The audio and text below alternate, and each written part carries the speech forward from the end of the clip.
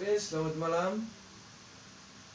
Saya harap dalam kondisi sekarang ini kita semua dalam keadaan sehat.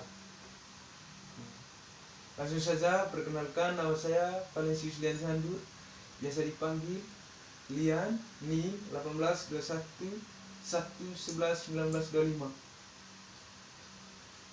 Saya dari program studi Manajemen Konsentrasi Bisnis Pariwisata di Istimia Dayani Denpasar. Di sini saya akan menjelaskan tentang tutorial penggunaan aplikasi SPS dengan judul pengaruh probabilitas likuiditas dan struktur aktiva terhadap struktur modal. Baik, pertama saya akan menjelaskan hipotesis penelitian ini adalah 1. Probabilitas pengaruh positif signifikan terhadap struktur aktiva pada perusahaan manufaktur. 2. Likuiditas berpengaruh positif signifikan terhadap struktur aktiva perusahaan manufaktur. 3. Probabilitas berpengaruh signifikan terhadap struktur modal pada perusahaan manufaktur. 4. Likuiditas berpengaruh positif signifikan terhadap struktur modal perusahaan manufaktur. 4. Struktur aktiva berpengaruh positif signifikan terhadap struktur modal perusahaan manufaktur. Probabilitas berpengaruh positif signifikan terhadap struktur modal pada perusahaan manufaktur. 5.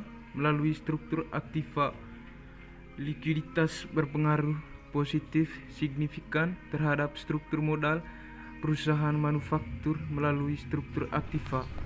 Selanjutnya adalah bagian B, gambar model penelitian. Di sini saya akan menjelaskan uji validitas. Saya sudah masukkan datanya dan ini outputnya. Dan kedua, variabel likuiditas.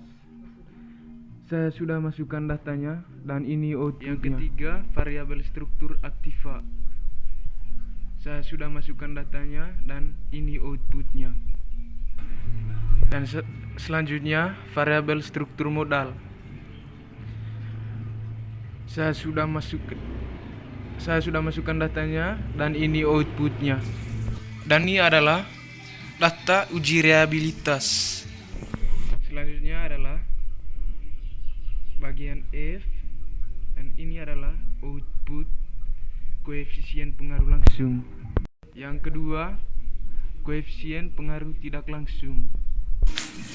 Selanjutnya bagian G, makna dari koefisien determinan atau R2 diperoleh.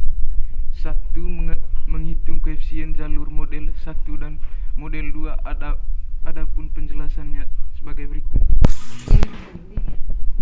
Bagian A, koefisien regresi model 1. Pada bagian tabel koefisien dapat diketahui bahwa nilai signifikan dari kedua variabel yaitu X1 bagi 0,039 dan X2 bagi 0,000 lebih kecil dari 0,5. Hasil ini memberikan kesimpulan bahwa regresi model 1 yakni X1 dan X2 berpengaruh signifikan terhadap M. Besar nilai R2 atau R2 yang terdapat pada tabel model summary adalah sebesar 0,468. Hal ini menunjukkan bahwa kontribusi X1 dan X2 terhadap M adalah sebesar 46,5%. Sementara itu, nilai E1 dapat dicari dengan rumus per 1 kurang 0,468 sama dengan 0,532. Berikut koefisien regresi model 2. Pada bagian tabel koefisien dapat diketahui bahwa nilai signifikan dari kedua variabel yaitu x1 0,0104 lebih besar dari 0,5 dan x2 0,071 lebih besar dari 0,5 dan m 0,00 lebih kecil dari 0,05. Hasil ini memberikan kesimpulan bahwa regresi model 2 yakni x1 dan x2 tidak berpengaruh signifikan terhadap y, sedangkan m berpengaruh signifikan terhadap y. Besar nilai R2 atau R square yang terdapat pada tabel model summary adalah sebesar 0,733. Hal ini menunjukkan bahwa kontribusi x1, x2 dan m terhadap adalah sebesar 73,3%. Sementara itu, untuk nilai E2 dapat dicari dengan rumus E1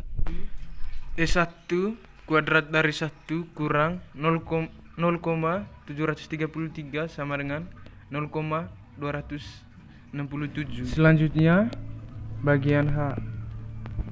Lakukan pengujian signifikan dan hipotesis yang pertama, hipotesis langsung. Analisis X1 terhadap M. Dari analisis di atas diperoleh nilai signifikan X1 sebesar 0,039 lebih kecil dari 0,5, sehingga dapat disimpulkan bahwa secara langsung terdapat pengaruh signifikan X1 terhadap M. Analisis X2 terhadap M. Dari analisis di atas diperoleh nilai signifikan X2 sebesar 0,000 lebih kecil dari 0,5, sehingga dapat disimpulkan bahwa secara langsung terdapat pengaruh signifikan X2 terhadap M. Selanjutnya, G. Uji hipotesis tak langsung. Analisis pengaruh X1 melalui M terhadap Y diketahui pengaruh langsung yang diberikan X1 terhadap Y sebesar 0,104, sedangkan pengaruh tidak langsung X1 melalui M terhadap Y adalah perkalian antara nilai beta X1 dan terhadap M dengan nilai beta M terhadap Y, yaitu 0,154 kali 0,197 sama dengan 0,30.338. Maka pengaruh total yang diberikan X1 terhadap Z adalah pengaruh langsung ditambah dengan pengaruh tidak langsung, yaitu 0,154 tambah 0,338 sama dengan 0,492.